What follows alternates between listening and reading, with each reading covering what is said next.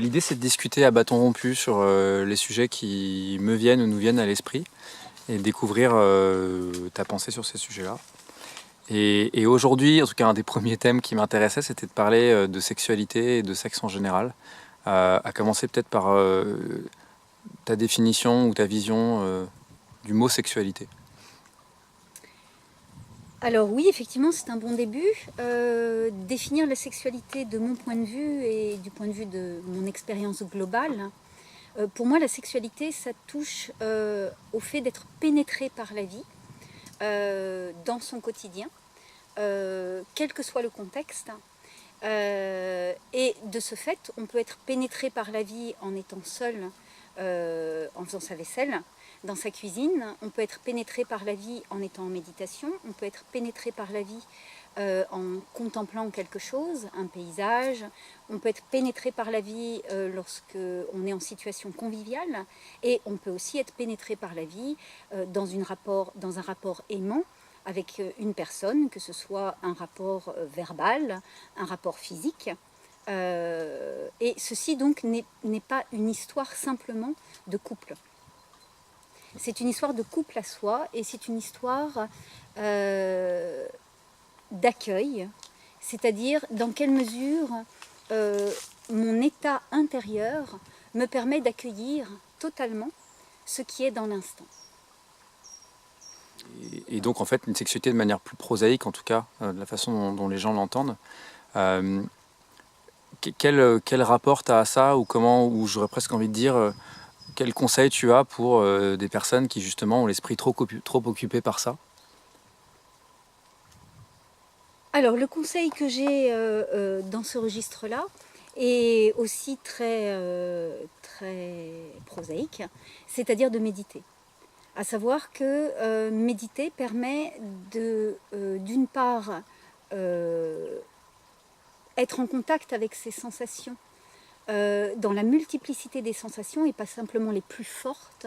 Nos sensations de désir sont probablement les sensations les plus prenantes que nous pouvons vivre, et de faire la différence entre une sensation de désir et des sensations beaucoup plus subtiles qui posent l'être à l'intérieur dans une attitude d'être pénétré par.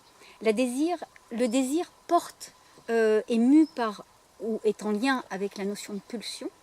L'envie est en lien avec être pénétré par la vie et ce qui me met dans un état d'une autre nature.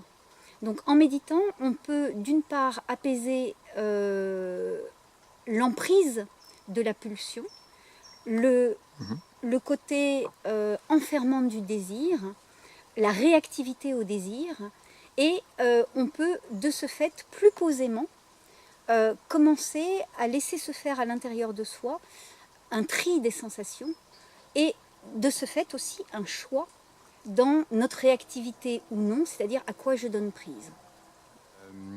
Et donc tu distingues le fait d'avoir du désir pour quelqu'un ou pour quelque chose et avoir envie de quelqu'un ou de quelque chose.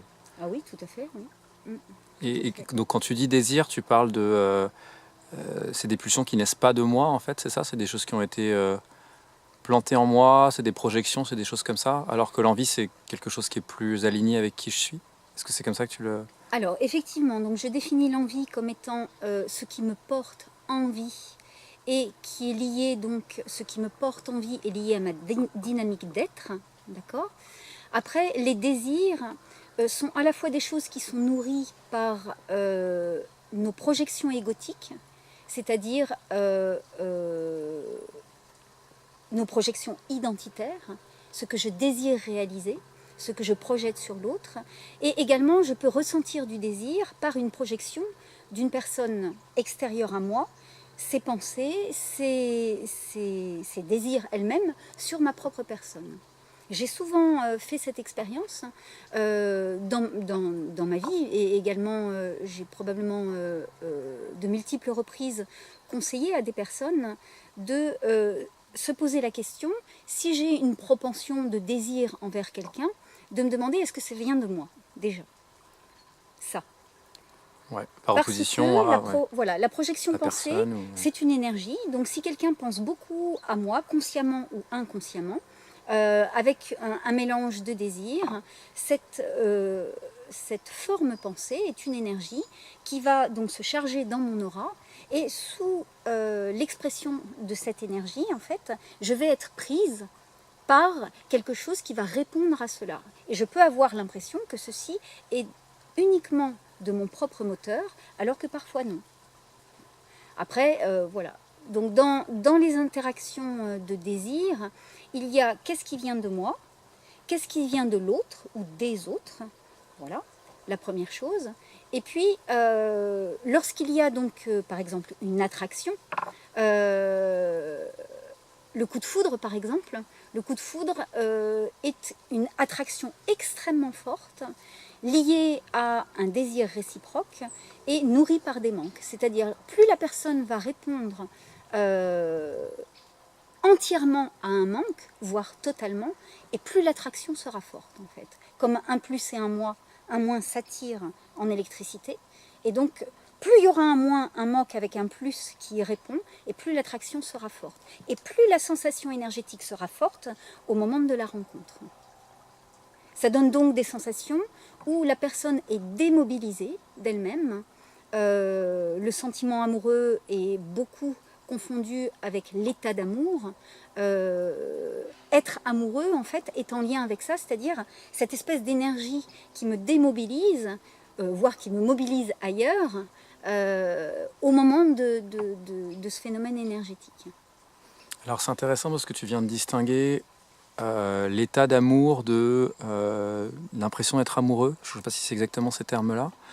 Est-ce que du coup, j'imagine, ça t'est arrivé de croiser des couples qui pensaient s'aimer mais qui finalement étaient dans une forme de désir projectif? Est-ce que c'est fréquent? Comment tu abordes ces sujets-là aussi est-ce que c'est hyper délicat? C'est effectivement très délicat.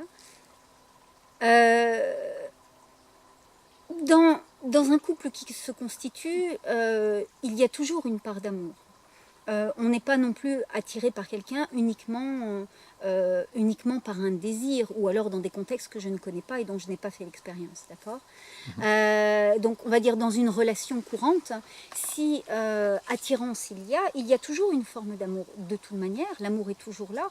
Après, la question à se poser, c'est dans ce mélange de sensations, en quelle proportion est mon désir, en quelle proportion est mon envie d'entrer en relation avec cette personne, et quelle est la part de l'état amoureux et de l'état d'amour dans ce mélange. Et c'est en général avec le temps que petit à petit, donc, tout ce qui est du registre de l'agitation amoureuse se pose, et ça c'est un lieu commun, tout le monde en a fait l'expérience, jusqu'à ce que voilà, le fond d'amour soit là et sous-tende la relation.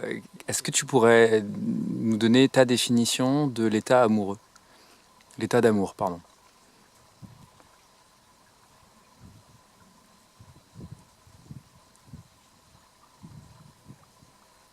L'état d'amour est sous-tendu par l'être, fondamentalement, et c'est une résonance à la vie que l'autre incarne, à la vie que tout être vivant incarne. Donc cet état d'amour, je le vis aussi en connexion avec un être végétal, en connexion avec un animal, en connexion avec quelqu'un de mon espèce. Donc c'est, pour moi, l'état d'amour concerne notre dimension d'être dans notre relation au vivant, et plus notre relation au vivant est large, ouvert dans une dimension d'accueil, plus il est profond et plus l'état d'amour est grand. Ça me fait rebondir sur la notion de couple. Il y a un primat du couple, en tout cas tel que la société l'impose, qui est total, comme c'est mon analyse, hein, comme point de départ justement de l'amour et de l'état d'amour. Est-ce que tu penses que, est-ce que tu le comprends, est-ce que tu l'entends? Est-ce que tu penses que c'est très réducteur aussi ce primat du couple? Je pense que l'état d'amour ne dépend pas du couple, en fait. L'état d'amour, et c'est une chose à laquelle tu m'as renvoyé quelques fois, en fait. L'état d'amour lorsqu'on le vit, en fait, permet de sortir d'une sensation de solitude. Et lorsqu'on vit cet état d'amour, en fait, on ne vit pas le manque qui peut parfois sous-tendre une relation de couple. Et donc, il n'exclut pas le couple. Simplement, cet état d'amour fait que on vit une forme de plénitude qui est un état intérieur qui devrait et sous-tend notre incarnation. Et qui fait qu'on peut vivre en ermite sans éprouver de manque, par exemple. Et qui fait qu'on peut vivre en ermite sans éprouver de manque. Parce que la vie est là, qu'elle nous environne, que l'amour existe dans toutes les formes d'expression du vivant, qu'on soit en connexion avec un arbre, qu'on soit en connexion avec une fleur, qu'on soit en connexion avec un animal. L'état d'amour est là en fait et il sous-tend l'incarnation. Donc plus on y est réceptif, plus nous avons ouvert cet accueil et plus nous vivons une forme de plénitude qui quelque part permet de se passer de beaucoup de choses qui encombrent notre vie beaucoup dans nos cultures. Et alors justement, pour rester sur nos cultures, si tout le monde était plus réceptif à l'état d'amour, le couple n'aurait pas besoin d'être la forme quasiment exclusive d'amour. En tout cas comme base de l'amour, parce que c'est quand même la base de la famille, etc. J'ai envie de dire, il y a un thème qu'on entend de plus en plus qui est le polyamour, par exemple, qui peut être assez décrié. Ça pourrait commencer à se répandre. Alors, il y a plusieurs choses en fait. Dans la notion de couple, il y a beaucoup de dimensions culturelles en fait. Nous sommes conditionnés à penser, et nous le pensons toute notre vie parce que nous avons été conditionnés à ça, que vivre l'amour, c'est vivre un couple et c'est vivre un couple durable.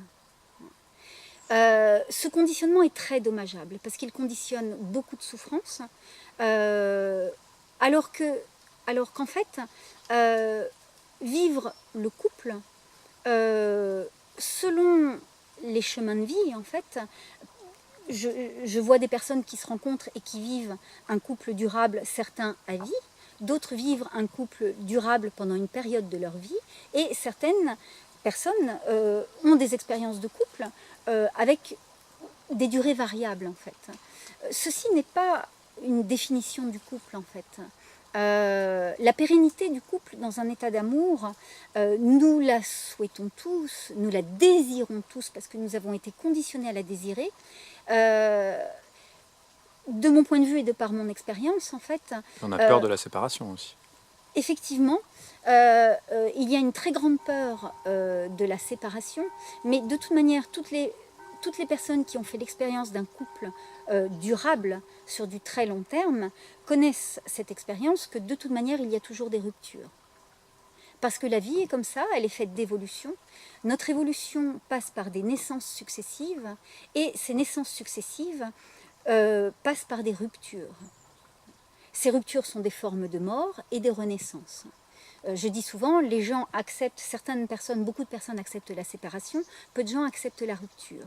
Or, la rupture est inhérente à la naissance et nous en faisons l'expérience dans notre première naissance, qui est notre naissance d'incarnation, à savoir que la séparation avec le corps maternel, qui est notre grand contact d'amour incarné en fait, se manifeste dès la naissance au moment du décrochement du placenta. On pense dans notre culture que c'est lié au fait de couper le cordon.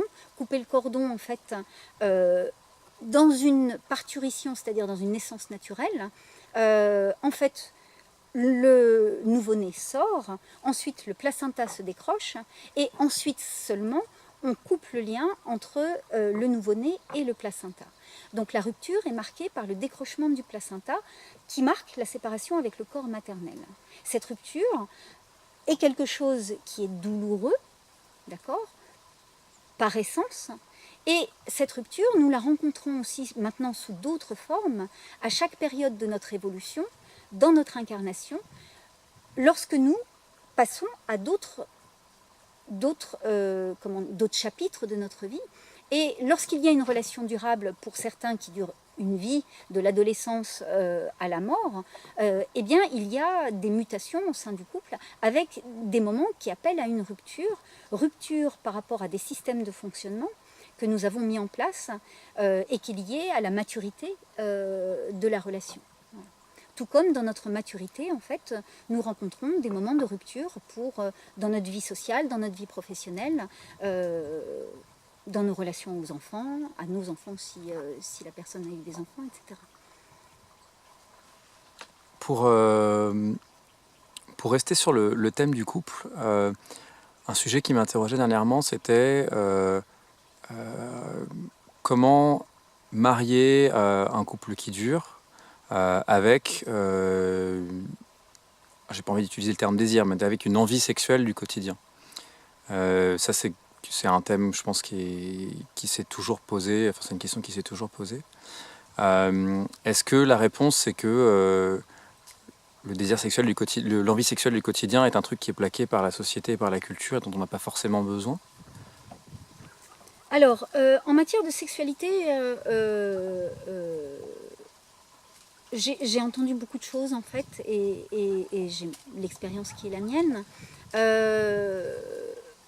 Alors, il y a des normes de fréquence. Un couple va bien s'il y a une certaine fréquence de rapports sexuels. En termes de rapports sexuels, en fait, la norme de fréquence, je ne vois pas où elle est. Elle dépend intrinsèquement des deux individus qui constituent le couple. Donc ça, c'est quelque chose qui concerne le couple lui-même et qui peut être différent d'un couple à un autre couple. Autrement dit, la référence « mon couple va mal » parce que nous avons telle fréquence de rapport sexuel qui est différente de telle fréquence quand j'en discute avec tel couple, voilà, la comparaison est caduque. Donc déjà, d'un couple à l'autre, c'est très différent. D'avoir une référence en termes de normes de ce point de vue-là, c'est aussi dommageable que toutes les normes, c'est-à-dire qui visent à lisser la richesse du vivant. Voilà, donc dans nos sociétés, il y a des normes. Alors après, ce qui est délicat à gérer dans un couple, c'est évidemment la synchronicité de l'envie et de la fréquence entre les deux partenaires. Tout est basé sur l'écoute de soi déjà, et l'écoute de l'autre, l'un n'allant pas sans l'autre. À savoir que on ne fait pas l'économie de faire l'expérience de la frustration, c'est-à-dire qu'il se manifeste chez moi une envie qui n'est pas partagée par l'autre au même moment. Et il est donc nécessaire d'apprendre à gérer sa frustration avec équanimité, et d'apprendre également dans la relation à être à l'écoute d'une part de l'envie de l'autre et de sa frustration. Donc ceci fait partie de la dimension de partage en fait. Et comment on peut mettre en place un mode de fonctionnement, une écoute et un système dans le couple qui permettent donc de ne pas cristalliser soit entièrement sur l'envie qui bascule en désir par frustration, soit uniquement sur la frustration. Donc voilà, après, le désir fait partie de l'expérience de vie aussi, l'envie fait partie de l'expérience de vie, la frustration aussi, et tout ça font partie des paramètres qui font la difficulté et en même temps la richesse de la relation en termes d'évolution, justement. Donc, dans le cadre du couple, je pense qu'il est utile de soi à soi déjà, de s'interroger sur sa pulsion, ou son pulsion, c'est-à-dire est-ce que cette attirance, cette envie est du registre du désir? Est-ce qu'elle est du registre de la pulsion? Ou est-ce qu'elle est plutôt du registre de l'envie et donc de plus unitaire, pulsion, de soi à soi? Donc déjà, ça permet de réguler beaucoup de choses. Et également de garder un dialogue avec l'autre, à savoir que, voilà, donc si chacun des partenaires fait déjà ce travail, ça fait déjà un tri. Et il s'harmonise quelque chose en termes d'écoute, car plus je suis à l'écoute de moi, et plus je peux être à l'écoute de l'autre. Après, ça reste un thème délicat dans toutes les expériences de vie, et je ne suis pas sûre d'avoir une solution. Toujours sur les rapports sexuels, je rentre un peu plus dans le détail. L'orgasme, la question de l'orgasme, c'est une question qu'on a pu aborder une fois en atelier ici. Ça peut être associé à une perte d'énergie, en tout cas chez l'homme. de manière assez puissante, à la fois quelque chose évidemment de positif, mais aussi une perte d'énergie. Et le tantrisme et le sexe tantrique ou la sexualité du Tao sont des solutions qui viennent de l'Est, en fait, d'Extrême-Orient, qui sont en train d'arriver un petit peu chez nous comme une façon de justement mieux faire circuler l'énergie, avoir moins de perte d'énergie et puis accéder à une forme de sexualité supérieure. Je ne sais pas si c'est quelque chose, notamment par tes origines indiennes, que tu as pu contacter à certains moments de ta vie ou à travers des échanges que tu as eus avec des gens. Alors, qu'est-ce que je peux dire d'utile dans ce contexte? Il existe beaucoup de références, des références littéraires, les propositions tantriques se multiplient à notre époque. Je dirais il y a tantra et tantra.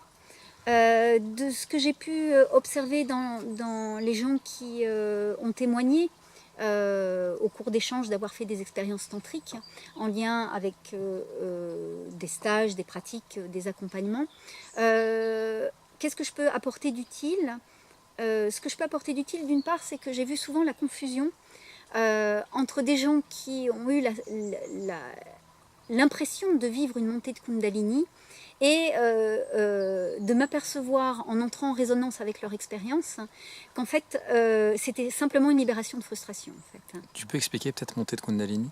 Alors la Kundalini dans les termes du yoga représente l'énergie sexuelle de base, qui est cette énergie qui se trouve au niveau de notre centre de vie, au niveau du deuxième chakra, et qui, au cours donc de la montée de l'amplification d'énergie qu'il y a dans le rapport sexuel, en fait, cette amplification d'énergie qui est nourrie par une libre circulation entre l'énergie des deux partenaires, cette énergie donc monte sous-tendu par le premier chakra, du deuxième chakra, et monte progressivement donc dans la colonne. Plutôt que d'être expulsé. Voilà. Ouais. Et cette montée d'énergie, en fait, a une amplification. Ce que j'ai pu constater donc dans les témoignages, c'est que cette amplification, lorsqu'elle est nourrie par une libération de frustration qui est en lien avec la résonance du désir, donne une sensation qui peut être très puissante et qui peut donner faire croire à la personne, parce qu'elle a vécu quelque chose de puissant, qu'elle a vécu une montée de Kundalini. En fait, c'est une libération de frustration. La montée de la Kundalini est quelque chose de beaucoup plus tranquille, déjà. C'est quelque chose de très paisible. Et pour ma part, je dirais que ce rapport-là d'amplification, je l'ai vécu beaucoup plus facilement seule que dans un rapport avec quelqu'un, Ouais. voilà, dans un rapport de couple. Je le vis dans des situations qui peuvent être des situations seules dans la nature ou qui peuvent être des situations dans un groupe où j'accompagne un travail énergétique et où l'énergie de création, donc l'énergie sexuelle créatrice, mon énergie sexuelle créatrice est mise à contribution, amplifiée par une dimension cœur qui est cet accueil et cet amour infini pour le vivant. Et lorsque ces énergies en fait se mettent en route, il y a une expansion, un état d'expansion, une chaleur particulièrement puissante et douce qui se dégage. Pour ma part, je ne la vis pas particulièrement de façon ascendante, mais plutôt de façon, une amplification, une puissance douce, en fait, qui à la fois gagne vers l'extérieur et à la fois prend l'intérieur avec un état de plénitude et une chaleur agréable. Et c'est tout à fait tantrique. Si je le résumais avec mes mots, ça veut dire que si on se laisse, ou si on apprend à se laisser pénétrer par la vie, on peut avoir un orgasme en admirant un paysage. Absolument. Absolument.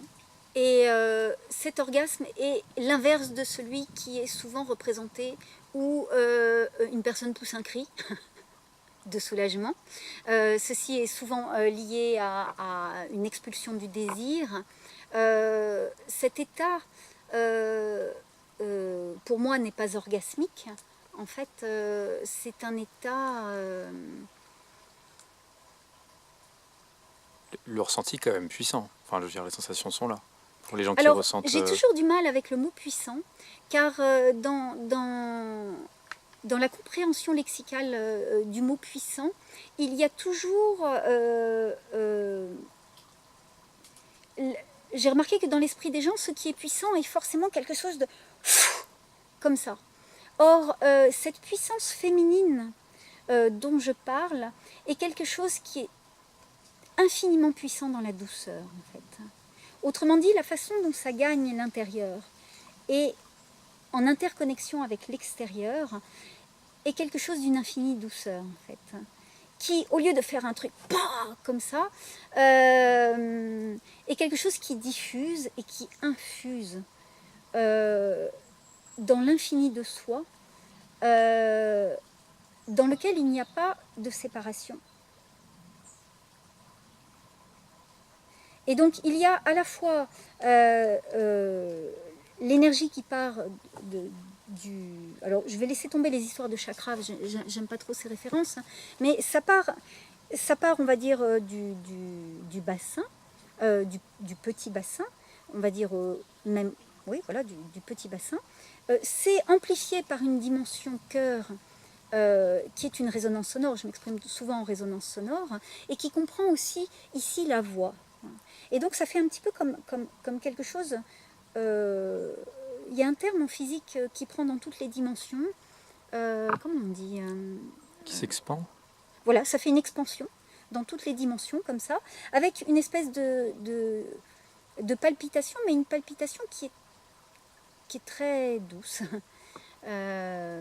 sereine, et une ouverture intérieure du registre de la joie.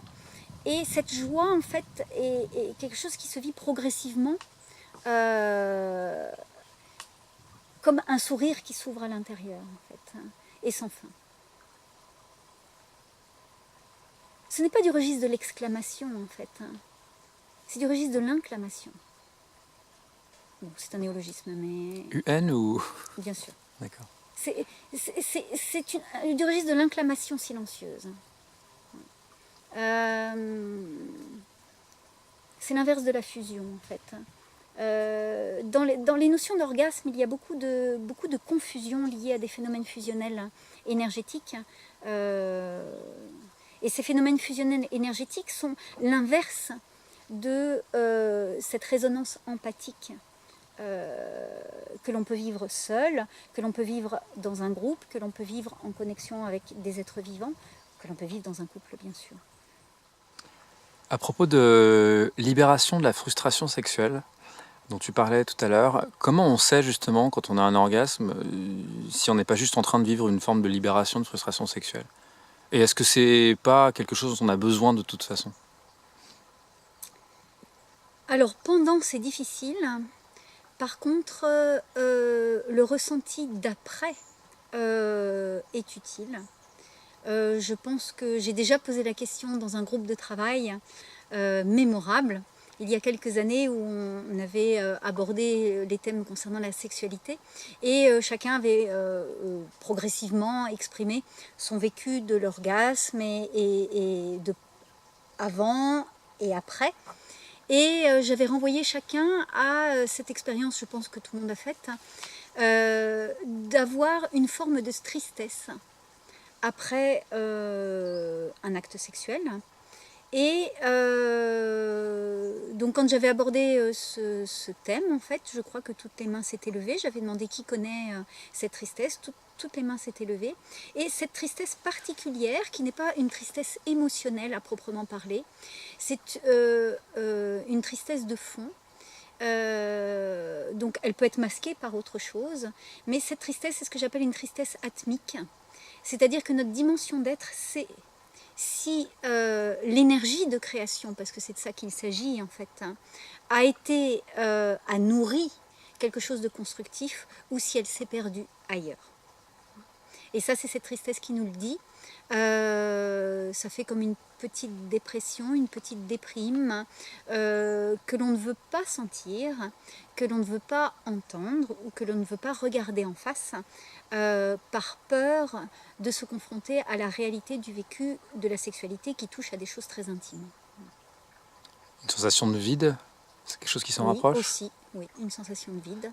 Et quand on a une impression de plénitude, est-ce que parfois en fait c'est une construction, une projection? Alors c'est toujours pareil en termes de sensations, il y a toujours beaucoup de choses mêlées. J'essaye de mettre des mots précis sur des ressentis qui sont proches. Lorsque les gens me parlent de plénitude, étant donné que je peux rentrer en résonance empathique, mais je ne suis pas dans leur corps au moment où ils l'ont vécu, je dirais oui, s'il y a une sensation de plénitude, alors dans ce cas-là, oui. Après, est-ce qu'on parle de la même plénitude? Je ne sais pas. Alors dans ce cas-là, c'est pas une libération de frustration sexuelle, mais du coup c'est quoi? C'est d'amour. C'est de l'amour, d'accord. Ok, très bien. Alors sur ce thème délicat de la sexualité, je peux peut-être apporter quelques autres éléments, à savoir par rapport à ce que l'on voit beaucoup. Je dirais que cette diffusion énergétique propre à ce que j'appelle un... Je n'aime pas le terme orgasme, en fait, je ne l'emploie jamais. Mais cette infusion et diffusion d'énergie physique se met en place progressivement et que, je dirais, peut être très souvent contrariée par trop de mouvements. Donc ça, c'est la première chose que je dirais. Je dis peut-être, par trop de mouvements, ça dépend évidemment des partenaires. La deuxième chose que je dirais aussi qui peut être utile... Excuse-moi, en fait, tu peux développer? Je suis pas sûr d'avoir compris. Je ne suis pas sûre. Je fais mon possible sur ce thème-là pour être à la fois précise et en même temps délicate. Donc je dirais Qu'on se perd dans le mouvement et qu'on oublie voilà, le ressenti? trop de mouvement peut être au détriment de ce ressenti-là, effectivement. Une autre chose utile également, c'est, et ça, ce n'est pas propre au thème de la sexualité, c'est être traversé par le souffle de vie. En tantra, on parle beaucoup de respiration. Et pour le coup, je ne parlerai pas de respiration, mais d'être traversé, ce que j'appelle par le souffle atmique, ce paramètre auquel je suis particulièrement sensible dans les groupes de méditation et que je surveille beaucoup pour la libre circulation de la joie. Donc voilà, ce paramètre est vraiment important.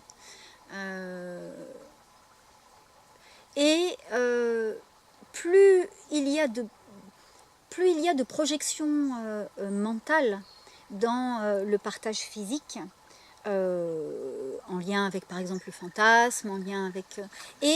moins cette respiration atmique pourra traverser en fait. Or, cette respiration atmique, c'est celle qui ouvre l'esprit. Autrement dit, j'oserais dire le chakra coronal, mais c'est en fait toute cette zone énergétique ici, considérée comme le 5e chakra, mais qui est aussi une autre coupe ici qui s'ouvre, voilà, et qui se dilate. Si ce souffle atmique ne circule pas, en fait, cette ouverture ne peut pas se faire et il y a une asphyxie dans l'acte sexuel. Ça m'évoque aussi, à contrario, le thème de l'asexualité ou de la frigidité tel que ça peut être projeté dans nos cultures aujourd'hui. Alors, merci d'aborder ce thème, c'est un thème très important, car compte tenu des idées erronées qui sont véhiculées et dans lesquelles nous sommes conditionnés concernant la sexualité et ce que doit être une sexualité normale, je tiens à parler du fait que certaines personnes, hommes ou femmes, alors étant une femme, je l'ai beaucoup rencontré en partageant avec des femmes ce témoignage, mais peut-être et j'espère certains hommes reconnaîtront certains de leurs vécus et ça pourra être utile. On va dire que je ne dis pas que c'est le cas de toutes les personnes qui peuvent craindre de vivre une frigidité ou qui croient vivre une frigidité, mais certains cas de non-adhésion et de non-vécu, d'amplification de sensations et certains cas de coupure pendant l'acte sexuel sont liés à des personnes qui, sans le savoir forcément, tout à fait normalement, coupent la connexion instinctivement à un moment où elles sentent que leur énergie sexuelle créatrice va partir ailleurs que dans une amplification qui nourrit la création. Donc c'est une réaction saine en fait. Voilà. Et donc je tiens à le dire car à titre personnel déjà j'en témoigne, de m'être posé la question sur est-ce bien normal que je vive ça de temps en temps, voire régulièrement selon les périodes de ma vie, et d'en avoir partagé avec d'autres femmes une fois que j'ai eu passé le cap. Donc j'espère rassurer un certain nombre de personnes sur le fait que de couper d'avoir ce vécu de coupure brutale pendant la relation sexuelle, en fait, peut être mu par quelque chose d'instinctivement tout à fait normal et d'une préservation, et c'est pas forcément un problème à régler, en fait. Alors, je dis pas que c'est ce vécu-là qui sous-tend toutes les coupures, mais en tous les cas, je peux en témoigner et pour l'avoir vécu dans mon travail, dans le partage avec d'autres personnes, c'est fréquent. L'homosexualité, est-ce que comme toute forme de sexualité peut être mue par une forme de désir projectif, donc être dans le faux quelque part? Est-ce qu'il y a des homosexuels qui en fait ne sont pas homosexuels s'ils savaient écouter leur ressenti? Et à l'inverse, est-ce que voilà, est-ce qu'il y a des gens qui naturellement naissent homosexuels parce que c'est une envie naturelle? Tous les cas de figure existent en fait. En tous les cas, dans l'expérience de mes rencontres, dans le cadre de mon travail, tous les cas de figure existent. Une homosexualité peut être un thème d'incarnation. Voilà. Une homosexualité peut être liée à une hétérosexualité empêchée. Ça peut être une obstruction pendant la vie de la personne, ça peut être une obstruction programmée de façon généalogique. Voilà, tous les cas de figure existent. Hein. Il n'y a pas. Et donc il peut évoluer. D'hétérosexualité, en fait, il n'y a pas de différence. Ouais. D'accord. C'est quelque chose qu'on retrouve quand même rarement dans la nature. C'est pas mal le propre de l'homme. C'est ça qui peut aussi interroger. Alors. En fait, il y a toujours une confusion lorsque dans la façon de voir l'homosexualité. En général, quand on fait référence au fait que l'homosexualité, entre guillemets, n'existe pas dans la nature, il y a une confusion entre la sexualité liée à la procréation, donc la génitalité, et la sexualité au sens large en fait. Si on fait référence effectivement à la sexualité de la copulation mue par un besoin de reproduction, effectivement, elle n'existe pas dans la nature, mais nous sommes bien d'accord pour dire que lorsqu'on parle de sexualité, nous parlons de sexualité au sens large et nous ne parlons pas que de ce registre-là, d'accord ? Donc cette référence est caduque lorsque on est dans le cadre de la sexualité, d'être pénétré par la vie dans un rapport d'amour à l'autre, c'est tout à fait caduque.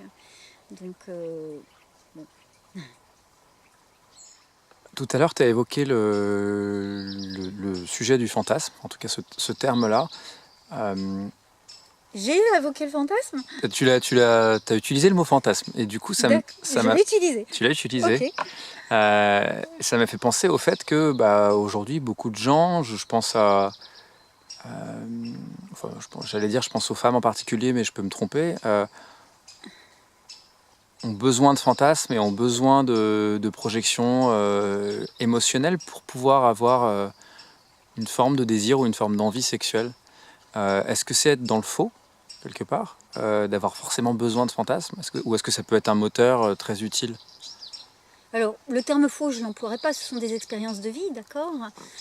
Après, tout dépend ce qui meut nos expériences de vie. Le fantasme est une projection pensée mue par le désir et la frustration. C'est le même système. Tout désir nourrit une frustration. Et toute frustration nourrit un désir. Donc le fantasme fait partie de ce registre-là. Mais est-ce qu'il est forcément destructeur, ce registre-là? Ou est-ce qu'il peut être moteur de quelque chose? Alors, il peut être moteur de la recherche d'une excitation. Donc, on va dire par le fantasme, il y a une forme de stimulation et la recherche d'une excitation. Dans quelle mesure, dans un état d'amour accueillant et ouvert, on a besoin de ce déclencheur? On n'en a pas besoin en fait. Il se déclenche tout seul. Donc après, c'est un registre d'expérience humaine, il est. On peut passer par là, on peut en faire l'expérience. Est-ce qu'il est nécessaire dans le cadre de la sexualité telle que j'en parle et telle que je la vis, ce n'est pas une nécessité. Après, rien n'empêche de passer par là en termes d'expérience. Pour moi, ce sont des choses qui me sont très étrangères en fait. La projection pensée comme moteur d'une dynamique sexuelle est quelque chose qui m'est tout à fait étranger dans le vécu d'une sexualité sous-tendue par la joie. Je vais me permettre de poser des questions un peu plus personnelles et évidemment, surtout n'y réponds pas si ça te met pas à l'aise, mais tu n'as jamais connu de fantasme, même quand tu étais plus jeune, et que donc, j'imagine, tu étais peut-être un petit peu moins connecté à cette finesse de ressenti que tu as aujourd'hui, tu étais peut-être un petit peu moins, t'avais peut-être un petit peu moins de sagesse qu'aujourd'hui.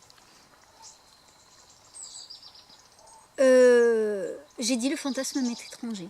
D'accord. Très bien. Tout à l'heure, tu as parlé... J'ai vécu des projections pensées, mais pas jusqu'au fantasme en fait. C'était plus du registre de l'idylle, on va dire. Le fantasme est réellement étranger, fondamentalement. Ah d'accord, tu introduis une nuance que... Ok. D'accord, ok. Donc le fantasme étant beaucoup plus fort et beaucoup plus poussé qu'une idylle.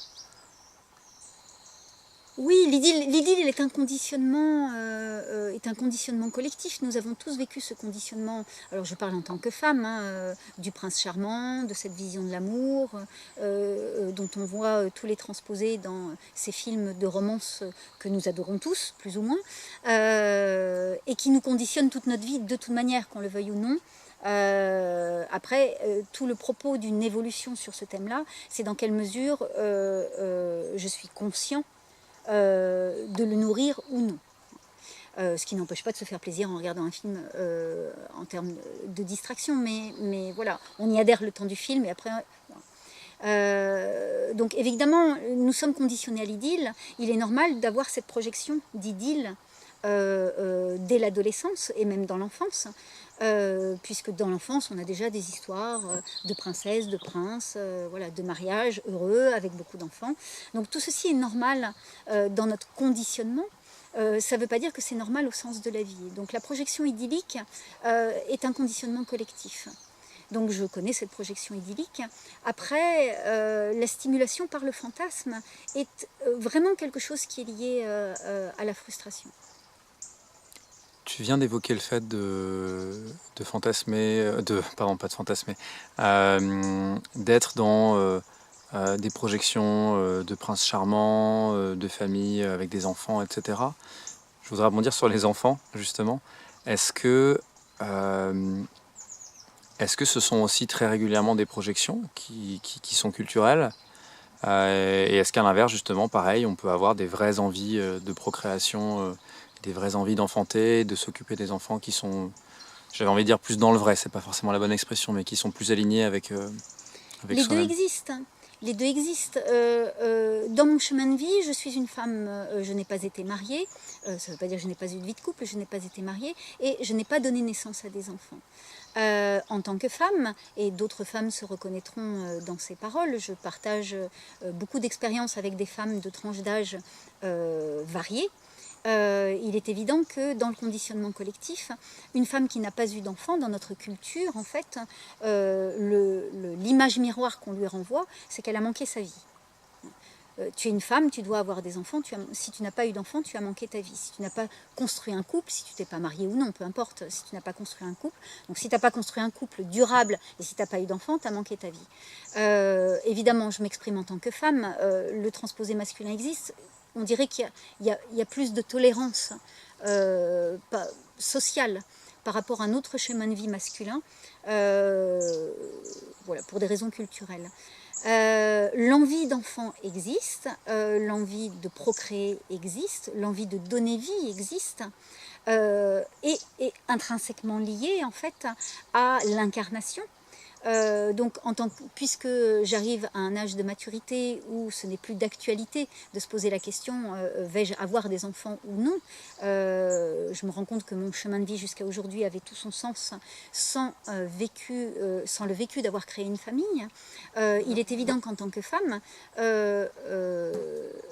je me dis, tiens, il y a des choses que je n'ai pas vécues. Je n'ai pas vécu la gestation, je ne sais pas ce que c'est que de porter la vie en soi sous la forme d'un embryon, d'un fœtus et d'un bébé qui grandit. Je ne connais pas le contact charnel d'une mère qui allait son enfant. Et ceci, donc, les dés sont jetés pour moi, quelque chose que je ne vivrai pas. Donc forcément, mon ego, ma personnalité, par rapport à ces références de la vie, se dit, eh bien, voilà, je n'ai pas vécu ça. De deux choses l'une. Alors, il y a effectivement le ressenti que c'est quelque chose que j'aimerais vivre potentiellement, d'accord, parce que ça fait partie des belles choses de la vie. En même temps, je donne tout son sens à mon chemin de vie et je vois que l'énergie et le temps qui n'a pas été consacré à la maternité et à une vie de famille a été consacré à un cheminement dans le registre de la création d'une grande richesse. Et de ce point de vue-là, je n'ai pas de frustration. Donc de ce fait, je ne peux pas dire que je ressens un non-sens dans mon chemin de vie. Je n'ai pas ce ressenti-là. Je n'ai pas de ressenti de non-sens. J'ai simplement ce ressenti que ce sont des belles choses de la vie que je ne vis pas. Mais comme on peut se faire la réflexion d'autres choses. Je connais des femmes, par exemple, qui ont eu, dont le sens dans leur chemin de vie aura été de vivre, de construire un foyer, de vivre une vie de famille. Pendant cette période, j'ai vécu beaucoup de choses intensément belles dans le rapport à la nature. J'ai beaucoup sillonné par monts et par vaux à vélo, j'ai voyagé à vélo, j'ai traversé les montagnes à pied, à cheval, à ski, en solitaire. J'ai eu un rapport à moi, à l'autre, au monde par le voyage infiniment riche. Et cette disponibilité totale m'a été possible avec les paramètres de ma vie qui a été de rebondir en termes de rupture et de naissance, toujours vers plus d'ouverture à la création. Donc tout va bien.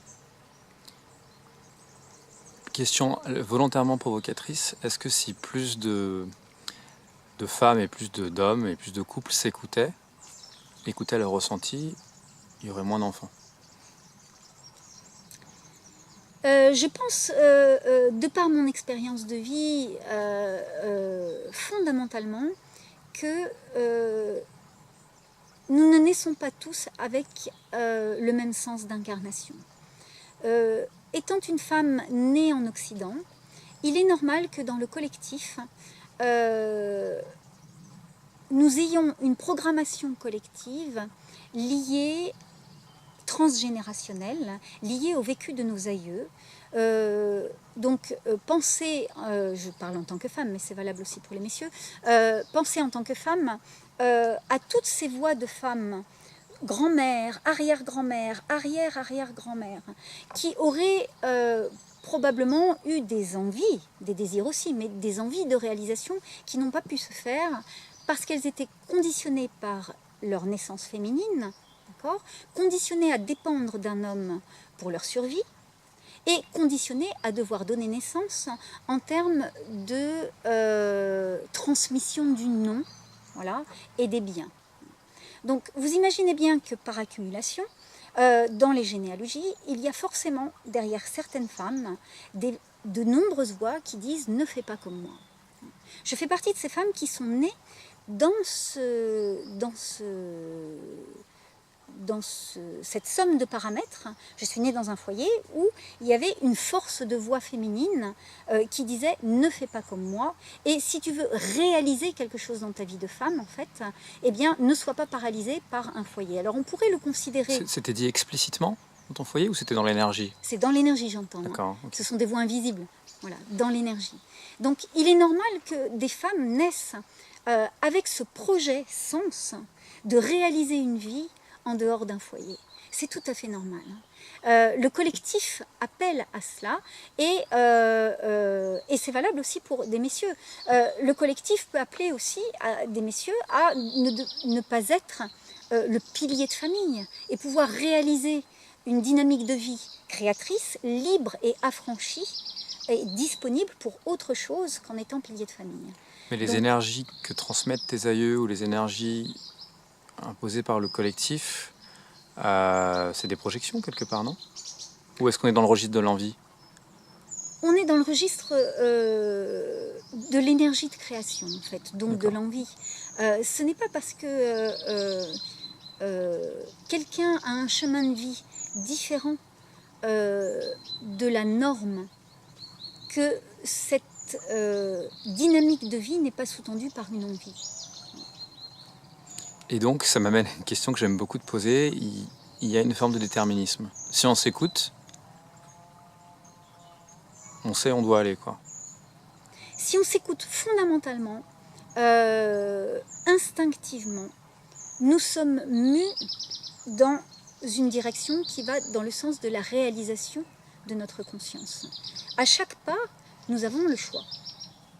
Oui, il y a toujours du libre arbitre, bien sûr. À chaque pas, nous avons le choix. Je vais te leur poser la question de manière beaucoup plus concrète. Je ne sais pas quelle était la qualité de ton ressenti à 18 ans, mais s'il était un tant soit peu proche de ton ressenti d'aujourd'hui, tu savais déjà que tu n'aurais pas d'enfant? Pour ma part, je peux dire que je ne savais pas que je n'aurais pas d'enfant, mais je sentais que je n'en avais pas envie. Je dirais que je n'avais pas envie d'avoir une vie de famille. Ceci est aussi lié aux paramètres de mon enfance. Donc dedans, il y a des paramètres souffrants qui ont été aussi des moteurs de transformation et d'évolution. Mais ceci faisait partie aussi, je suis née avec ces paramètres aussi en lien avec mon programme d'incarnation. Donc y voir un empêchement est extrêmement limitant en fait. Résoudre ces souffrances, ou en tous les cas les dépasser suffisamment, a été un moteur pour un chemin de vie qui n'a pas été par la création d'un foyer. Donc à 18 ans, je n'avais pas envie de fonder de foyer, j'avais d'autres envies. À 20 ans, j'avais d'autres envies. À 30 ans, j'en avais d'autres. Et après, j'ai connu l'envie d'enfant, fort heureusement, parce que sinon je me serais posé des questions sur ma normalité. J'ai connu l'envie d'enfant à passer 35 ans. Passé 35 ans, à 36 ans, j'ai connu l'envie d'enfant. Et a posteriori, lorsque j'ai fait mon travail intérieur, je me suis rendu compte que cette envie d'enfant qui s'était déclenchée entre 36 et 38 ans était en fait une induction collective. Donc, lorsqu'on passe différentes tranches d'âge, nous ne faisons pas l'économie d'être induits par le collectif de notre tranche d'âge et pour les femmes, donc, on va dire, passer 34, 35 ans, 36 ans, le discours médical est de dire que s'il y a procréation passé cette tranche d'âge-là, il y a des risques de trisomie, il y a des risques. La vie ne connaît pas le risque. Si une femme, dans son cheminement de vie, est amenée à procréer, passer cet âge-là, ça se passe bien. Tout va bien. Et si trisomie il y a, elle fait peut-être aussi partie de l'expérience de vie et en cohérence de vie. Donc voilà. Donc j'ai connu l'envie d'enfant à cet âge-là, et je l'ai connu ensuite, il s'est estompé par l'expérience très intense de mon travail intérieur et des expériences de création qui ont suivi. Et puis je l'ai retrouvé vers... à l'approche de la cinquantaine, je dirais entre 45 et 50 ans, aussi mue par le collectif et par l'expérience aussi biologique que qui dit cinquantaine pour une femme dit âge d'approche de la ménopause et carte de la dernière chance. Donc forcément, naturellement, la question s'est posée de mon envie et de sa réalisation ou non. Cette envie que j'ai connue n'a jamais été déterminante en termes de projet. Et tu dis bien une envie, pas un désir. Alors, je dis une envie... Pas un désir projectif, justement, alors ta classe d'âge. Probablement les deux, bien sûr. Je connais les deux, bien sûr. Je connais les deux, d'être assurée, de se dire ma vie n'est pas foutue, je rencontre un homme avec qui je peux faire un enfant, fonder un foyer, acheter une maison, bien sûr, je connais les deux. Vous savez, le vécu des femmes, je parle en tant que femme, pour les messieurs, c'est évidemment le corollaire existe, le vécu d'assumer la réalisation d'une vie pour une femme, indépendamment d'un mariage, d'un foyer et d'une vie de famille, reste quelque chose de difficile compte tenu de nos conditionnements et de l'image miroir qui nous est renvoyée. Et ça demande réellement un travail intérieur profond de s'assurer qu'on est réellement en adéquation à soi et non pas dans la réponse à des empêchements ou à des refus. Je vais faire un... Ce qui me permet d'être tout à fait sereine sur ces thèmes-là vient du fait que je peux assurer que ces choix-là ne sont pas liés à un refus. Alors, un des thèmes qui n'a pas été abordé dans cet échange, et je suis étonnée que tu ne m'aies pas posé la question, c'est celui de la masturbation. Alors, je vais inverser un peu les rôles par jeu.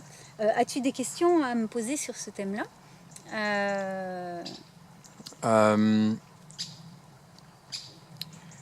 Instinctivement, ce qui me vient à l'esprit, c'est que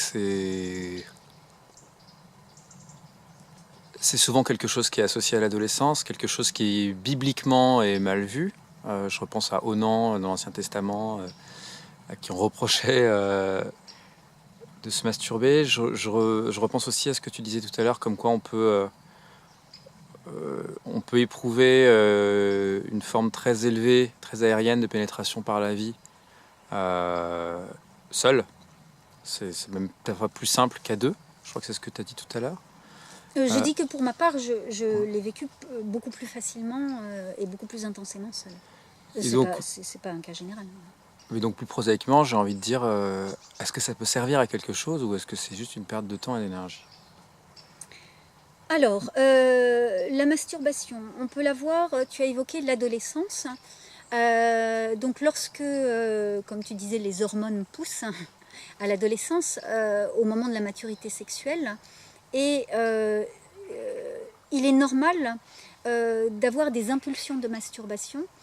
Ça fait partie de la première expérience sexuelle et de toute manière la masturbation et le contact avec le sexe existent avant l'adolescence également. Donc ça fait partie des choses normales dans l'expérience de la vie, du corps et des sensations liées au corps. En même temps, à la période de l'adolescence, les pulsions de masturbation sont aussi nourries par des frustrations, car c'est bien compliqué de faire nos premières expériences sexuelles. Tout le monde en a fait, je pense, l'expérience. Les conditionnements sont tels que c'est compliqué. Ensuite, la masturbation concerne aussi l'âge adulte. Alors, elle peut être déclenchée par une accumulation de désirs non assouvis et le besoin donc de décharger cette énergie, ce trop-plein et donc de frustration. Et à ce moment-là, donc, la personne va ressentir un soulagement bénéfique au fait de décharger ce trop-plein énergétique. Également, ce qui est intéressant, et j'en ai fait l'expérience, c'est qu'une impulsion de masturbation peut aussi être déclenchée par le besoin de dégager une accumulation d'énergie de désir qui provient de la projection d'autres personnes. Donc en fait, on accumule des énergies parasites et on s'en débarrasse. Exactement. Il y a les deux existent en fait. D'accord. Donc je peux être voilà, dans le fait d'être poussée pour dégager donc, une accumulation de désirs que j'ai moi-même nourrie, mais mon aura peut être imprégnée d'un désir d'autrui tel, et je peux avoir été pénétrée par cette énergie-là et avoir une impulsion de masturbation pour soulager cette énergie-là. Et si je mets le cas du désir à part et que je reste sur l'envie de création, est-ce qu'il n'y a pas d'autres... Et tu dis que potentiellement il y a un trop-plein d'énergie de création. Est-ce qu'il n'y a pas d'autres moyens justement de diffuser cette énergie que de le décharger de cette manière-là? Oh, Est-ce que... tout à ouais. fait. C'est une manière comme une autre, quoi. Si on est dans une dynamique de création, l'impulsion de masturbation doit être, je pense, quasiment rarissime. Ah oui, d'accord, ok. Si on est dans une dynamique de création, oui, je pense. Ah oui, donc c'est vraiment un processus qui vise à décharger plus des désirs projectifs qu'une vraie envie de création. Ou non, parce qu'il y a aussi, un phénomène physique et hormonal qui, si cette dynamique-là ne peut pas être vécue, à ce moment-là, je dirais par voie de retranchement, à ce moment-là, la personne va utiliser ce trop plein d'énergie pour ça. D'accord, mais ça c'est purement physique. Il y a d'autres possibilités. Ouais. Voilà, il y a d'autres possibilités d'utiliser cette énergie, de toute manière. Après, voilà, ça fait partie des choses de la vie. Bah non, mais justement, donc, quand il y a un trop-plein physique, donc on est au-delà on est même avant, j'ai envie de dire, toute notion de désir, de collectif qui nous impose des choses dans la tête ou de vraie énergie de création. Enfin, je pense qu'on se situe en dessous. Quand il y a un trop-plein d'hormones, il y a d'autres façons, tu penses, de les canaliser? Tout à fait. Alors, il y a des cas de figure que je n'ai pas évoqués. La masturbation peut être aussi déclenchée donc, par une accumulation d'énergie de désir, de frustration, et elle peut aussi être déclenchée par le besoin d'évacuer une rage. Dans mon vocabulaire, donc, la colère est une énergie cohérente, c'est une énergie de création qui a été empêchée. Et cette énergie de création empêchée, au lieu de nourrir une réalisation de création, va générer de la colère et un échauffement. Si cette colère ne peut pas s'exprimer, les polarités énergétiques de la colère s'inversent et ça devient de la rage. Et lorsqu'il y a une accumulation de rage, il se peut que, selon tout un tas de rouages intérieurs, il se peut qu'une pulsion de masturbation permette d'évacuer une rage. Et de remettre les choses à l'endroit. Ça ne le remet pas forcément à l'endroit, ça décharge. Je ne dis pas que ça les remet à l'endroit. Parce que du coup, là où ça devient un enfermement, c'est que dans la mesure où effectivement rien n'est résolu, la décharge est faite et si rien n'est résolu, la charge continue à se faire et elle nourrit la décharge est donc une dépendance à ce système de décharge. Et cette dépendance est aussi un enfermement. D'accord, d'où les addictions à la masturbation. Des addictions, des voies sans issue. Alors, dans ces thèmes qui touchent à la sexualité, il y a une influence dont nous n'avons pas parlé comme déclencheur, c'est l'influence collective. Pendant mon travail intérieur, j'ai fait cette expérience tout à fait saisissante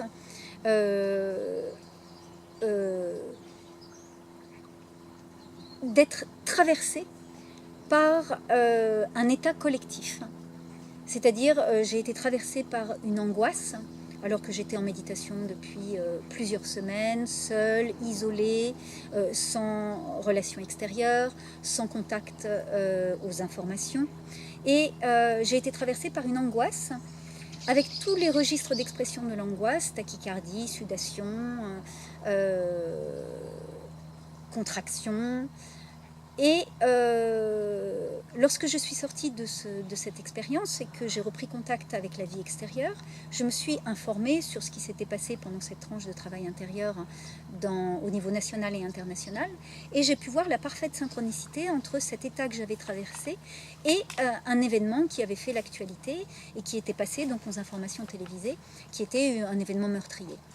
Et suite à cette expérience, et plusieurs autres, j'en ai déduit qu'il est possible de vivre un état physique, émotionnel et énergétique en croyant qu'il est issu de notre propre fonctionnement, alors qu'il est déclenché par l'état collectif. C'est donc une induction collective. Ceci est très important parce que, même dans le registre de la sexualité, dans le registre des frustrations, dans le registre du désir, nous pouvons être influencés, entre guillemets pollués, par des phénomènes collectifs. Et vivre comme étant une dynamique sienne, quelque chose qui est déclenché par l'énergie extérieure. Également, il est intéressant aussi de noter, je pense, que de la même façon que, comme je l'ai évoqué pour la masturbation, on peut avoir une pulsion de masturbation pour évacuer une charge énergétique de désir qui peut être exogène, c'est-à-dire nourrie par quelqu'un d'autre à notre égard, il est également possible que dans le cadre d'un foyer, par exemple, des enfants ou des jeunes aient des comportements du registre sexuel pour lesquels on cherche une solution dans leur propre fonctionnement et que ce soit déclenché par l'environnement familial. C'est possible. Et pour revenir à ta méditation et à ta retraite, je ne sais plus comment tu l'appelles. Savoir frais. On va terminer là-dessus. C'est plusieurs années plus tard que tu as pu reconnecter en fait l'histoire et le fait qu'au moment où tu avais l'impression de ressentir quelque chose de personnel et de profondément tien, en réalité c'était le collectif qui t'a influencé par ailleurs parce qu'il s'était passé quelque chose de meurtrier. Non, ça n'était pas plusieurs années plus tard, c'était dans la semaine ou la quinzaine qui a suivi. D'accord. Peut-être au moins une quinzaine de jours. Je me souviens plus parce que les tranches de travail pouvaient durer quelques semaines, plusieurs mois. Et tu étais totalement isolée, malgré ça, ça a eu une incidence sur... Absolument. Et j'étais totalement reliée à mes ressentis, sensations, et je pouvais tout à fait, comme je peux le faire aujourd'hui, sentir si c'est quelque chose qui m'est propre. Ça peut être par exemple une angoisse de ce type en méditation peut être déclenchée par une mémoire, par exemple, qui se libère. Et à l'époque, tu n'avais pas réussi à distinguer, aujourd'hui tu arrives à distinguer ? Si, je l'ai fait pendant le processus. Pendant le processus, tu arrivais à voir tout de suite. Voilà. Donc dans l'instant, je ne le savais pas. A posteriori, quelques semaines après, on va dire, j'ai vu la réelle synchronicité. Et dans la poursuite de mon travail intérieur, en fait, à la suite de cette prise de conscience, je peux maintenant sentir si le déclencheur est intérieur ou non. Parfois peut-être pas, mais ça m'arrive souvent.